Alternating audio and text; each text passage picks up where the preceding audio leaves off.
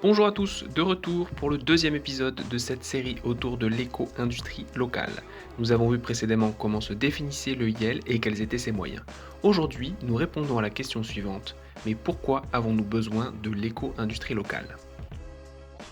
L'origine de notre démarche est la même que celle d'un consommateur qui se demande ce qu'est une consommation respectueuse et respectueuse de qui ?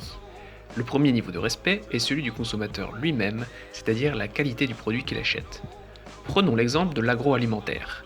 Une forme de qualité peut être notamment trouvée dans les produits biologiques. Un deuxième niveau de respect est celui de l'environnement. Faire en sorte que sa consommation ait un impact écologique le moins négatif possible. Toujours dans le cadre de l'agroalimentaire, produire une mangue bio, certes, mais ensuite importée par avion, montre ses limites en termes d'écologie. S'orienter vers les circuits courts est un des moyens possibles afin de remédier à la question environnementale. Le troisième niveau est celui de l'humain, c'est-à-dire de l'impact social que peut avoir la production d'un bien.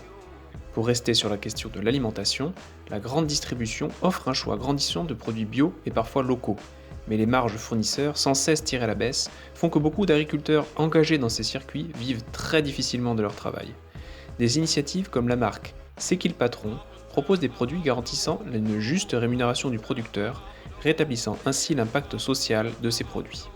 Autour de ces trois piliers d'une consommation respectueuse et donc responsable, que sont la qualité d'un produit, son impact environnemental et son impact social, nous avons pu voir qu'un arsenal solide et grandissant existe pour la question de l'alimentation. Élargissons maintenant le cadre à celui des objets du quotidien, tout en restant sur des exemples concrets. Mon parapluie Made in China, qui se détériore rapidement et n'est pas réparable, n'est d'aucune qualité. Il a été importé d'un pays lointain et a mobilisé toute une chaîne d'approvisionnement lourde et polluante. Son faible prix est rendu possible par des conditions de travail déplorables que plus personne n'ignore aujourd'hui. Enfin, la somme que je dépense pour cet objet n'est réinvestie qu'à 3 ou 4% dans le territoire national qui se vide de son savoir-faire et de ses emplois. Ainsi, contrairement au domaine de l'agriculture, il n'existe presque pas d'alternative. Comment se fournir des objets qui durent, réparables, fabriqués localement et qui rémunèrent le temps de travail à sa juste valeur ? Les labels et les normes autour de la production industrielle sont rares. Les marges de progression autour des trois axes de la qualité, du respect de l'environnement et du social sont énormes. L'industrie est le parent pauvre de la transition écologique et l'éco-industrie locale s'empare de ce problème. Dans les faits, quelles sont les solutions de l'éco-industrie locale ? La première réponse qu'apporte le IEL réside dans les objets qu'elle produit. Les deux mots d'ordre sont solides et réparables indéfiniment.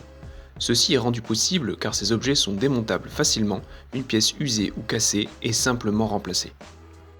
Deuxième priorité, concevoir et fabriquer nos machines et nos produits localement. En créant un circuit industriel court, autofinancé, qui limite les intermédiaires et s'appuie sur des fournisseurs locaux, la valeur d'achat d'un produit éco-industrie locale reste sur le territoire et l'enrichit. Troisième point, se recentrer sur l'humain, en instaurant des modes de gouvernance plus démocratiques au sein de l'entreprise. Les postes à responsabilité sont partagés pour davantage d'équité et d'investissement pour chaque collaborateur. Enfin, nous souhaitons impliquer les consommateurs en favorisant une production poussée par leurs besoins et leurs demandes. Un consommateur impliqué est aussi un consommateur informé. C'est pourquoi nous communiquons les composantes environnementales et sociales de nos produits. Vous avez écouté mon discours et l'avez trouvé très intéressant. Cependant, vous vous demandez maintenant si tout cela est concrètement réalisable. Eh bien, sachez que de 2015 à 2017, un collectif associatif s'est formé et en a donné la preuve technologique. Toute la chaîne d'industrialisation d'un parapluie solide et réparable, selon les valeurs citées précédemment, a été réalisée. Plusieurs centaines de parapluies ont été distribués à travers la région Midi-Pyrénées. Je vous invite à ce propos à regarder la vidéo rétrospective de l'association pour plus de détails sur cette démonstration grandeur nature. Aujourd'hui, le IEL reprend du service. Une équipe se mobilise pour donner une réalité économique à l'éco-industrie locale sous la forme d'une entreprise. Nous présenterons très prochainement les nouveaux produits que nous réaliserons, leur conception, en passant par leur prototypage et jusqu'à leur mise en production. Vous pourrez interagir sur notre page Facebook au cours de chacune de ces étapes et contribuer ainsi au projet. Nous avons besoin de vous et de votre soutien. Si je vous ai convaincu, partagez, likez et abonnez-vous. C'est avec un réseau puissant que tout deviendra possible.